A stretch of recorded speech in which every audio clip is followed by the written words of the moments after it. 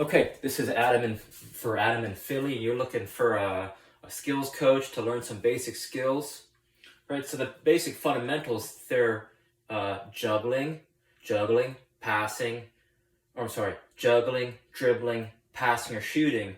And there are a few things that you can do every day, even for a few minutes. If you build the habit of doing a few fundamental things every day, you can see your trajectory as a player really improve. The one thing that I can't encourage you to either make or invest in is a kick trainer. This is used by clubs all around the world. A lot of professionals talk about using them at a youth level, and it's just a ball and a rope. But the beauty and the power is in the simplicity. When you start to work on your striking abilities, this is going to improve your timing, your breathing, your awareness. You could start to switch hands. Right? This is $24 on Amazon. It's lightweight, it's cheap, it's portable, and it's just going to improve your ball striking technique. And when you improve your ball striking, right, so for dribbling, for passing, for shooting, it's just going to help you develop your whole game, right? Maybe not so much dribbling, but definitely juggling, passing, and shooting. This is a game changer because it's your ability. It's like having a training partner, but at the comfort of wherever you are, right? So you don't have to go to a wall. You don't have to use a kick trainer. You can bring it to work, to school, on vacation, right? I call this, when you bring this everywhere you go, I call this a little vacation. So, you could pay a trainer for an hour worth of time, and I'm sure he'll show you some good resources, especially anyone doing it as a profession. But I think the beauty of this video is that you can pause, rewind, fast forward, and right. So this is the first tool that I would invest in personally. You could make it with a size 1 ball and a length of rope. Right, you kind of want it a little bit shorter than your hip to your ankle. That'd be the distance, and you could always choke up on it. Then maybe tie a knot for a handle. So that's step 1, right? Bring a kick trainer, and you can have a very, right, it's almost, there's no barrier in the sense that you don't need any time at all to learn how to use this thing, to use it. It's not like, what would I compare it to? Right? Anyone can do this. If you have 2 legs, and even if you were blind, you could still use this, right? I got my eyes closed right now, and I'm still getting touches. But that's not the point. The whole point is that it's fun, and it's effortless. You could use it while watching TV. You could use it while playing music. You could sing your favorite song. So it's very versatile. I brought this to Paris, France. I tell the story a lot. And just walking around the streets of Paris, I must have got 5,000 touches effortlessly. Effortlessly is the key.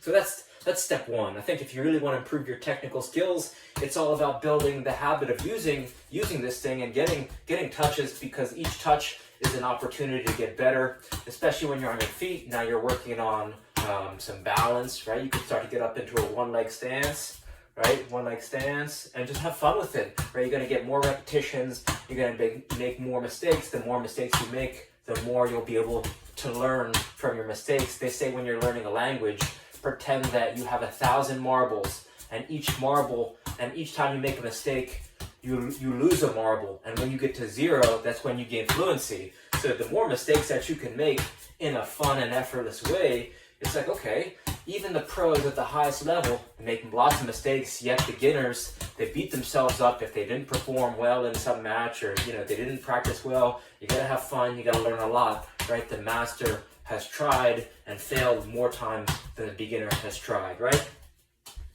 So that's step 1, I believe. Step 2, right, dribbling, super important. There's a couple tools that you could invest in, whatever ball you have lying around your house. It'd be smart, I think, to invest in a size 1 ball, a skills ball, because you can learn, well, there's 2 sequences I'm going to show you. This one's my favorite. I learned this from a skills and drills trainer out of New Jersey. I think he's still training. His name is Tom Turnbull. And it goes like this. It goes outside, outside, inside, outside, inside, outside, outside, inside, outside, inside. You want to say this out loud when you're doing it. This is going to help you memorize it. And since it's easy to memorize, that means it's easy to execute. Outside, outside, inside, outside, inside. What's going to happen is, the second reason this is so powerful is because it allows you to combine with other moves you'll learn in the future. So it's a connector, right? It's a foundation for dribbling. You're going to be able to go outside, outside, inside, outside, scissor, or outside, outside, inside, outside, chop. So that's why it's so powerful, because it's not about the move, right? The move isn't what makes it powerful. It's the sequence that combines with the other moves, right? So that's something that I can't stress enough. Start 2 minutes a day, saying it out loud when you're doing it. Slow is smooth, smooth is fast. Outside, outside, inside, outside, inside. Outside, outside, inside, outside, inside. Right? Drill that over and over and over. And then it's just going to turn into muscle memory if you're, playing with your friends or playing in a rec game, whatever. So that's step 2. Another great asset, if you're a beginner, right, is a balloon. And the reason why is, right, you could just get touches, you could develop your dribbling skills. It's like you think about a baby. It takes 6 months, give or take, for a baby to go from crawling to walking.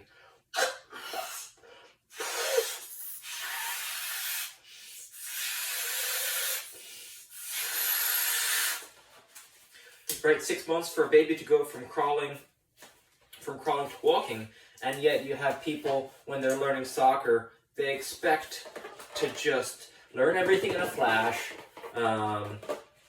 It's like you want to go from like, most people, they're like, I mean, I'm this way too. I want rapid learning.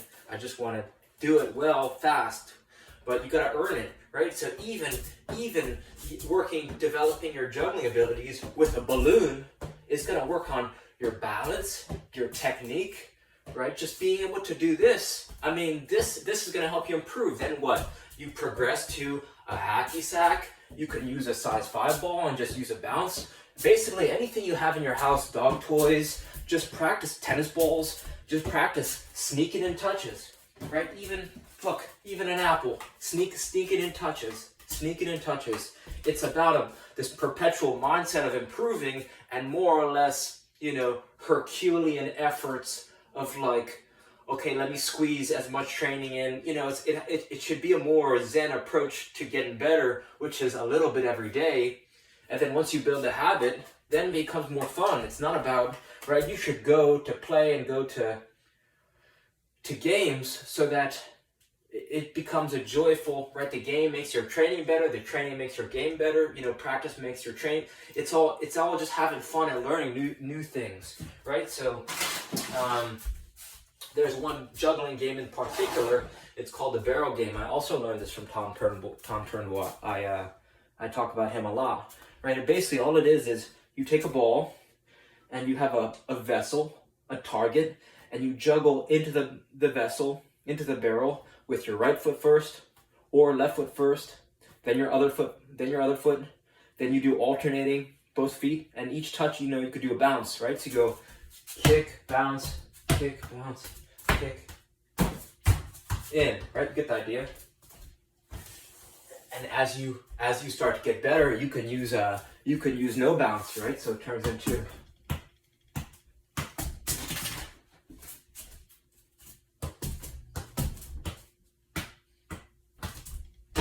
right. So there's a progression. First, it's right foot bounce with a bounce, left foot with a bounce, both feet alternating with a bounce, right? So right bounce, left bounce, right bounce, in, and then you go right thigh with or without a bounce, left thigh with or without a bounce, both thighs alternating with or without a bounce, and then you finish on any body part you want, right? So you can go like this. So you could go like thigh, like laces, right? So just any body part you want.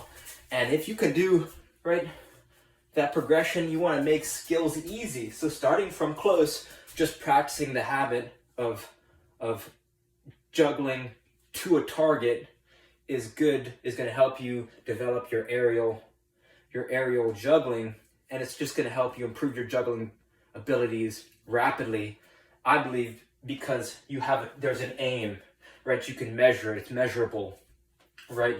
And you could also rotate between different size balls, right? So, for example, you can use this is a 2.2 pound medicine ball. You can use a tennis ball. So when you're juggling, even when you're dribbling and passing and shooting, rotating size balls is going to change up your precision and your power. Heavier balls will improve power. Lighter balls will improve your precision. So it's good to alternate because that's going to improve your trajectory of learning.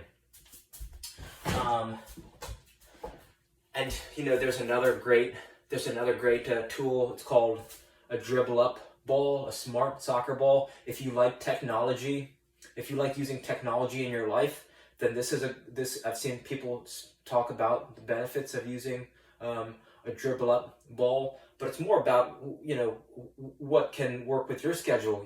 Like, let's say you spend a lot of time standing or at home, or a lot of time walking. Like you could spend, let's say you walk to and from work or to and from wherever. This ball on a rope is perfect because now anytime that you could be walking, now you could use this ball, right? Or anytime you spend walking, you could just dribble a ball. So you got to be aware of what's best for you, because what the training schedule that works for me might not work best for you, right? So you got to be aware of your own situation. And those are your foundations, right? Those are the foundations: juggling, passing and shooting, dribbling.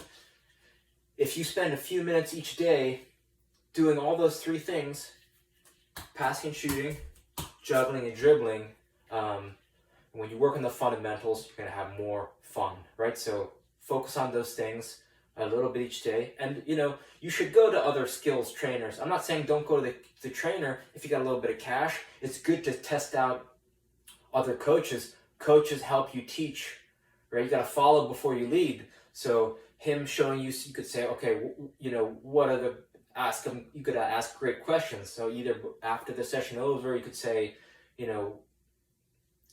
okay, what does my homework look like? What does the progression look like? Or what did you wish you knew earlier? Or, what things really help you improve? Or, you got to ask great questions for great answers. So I hope some of those ideas help.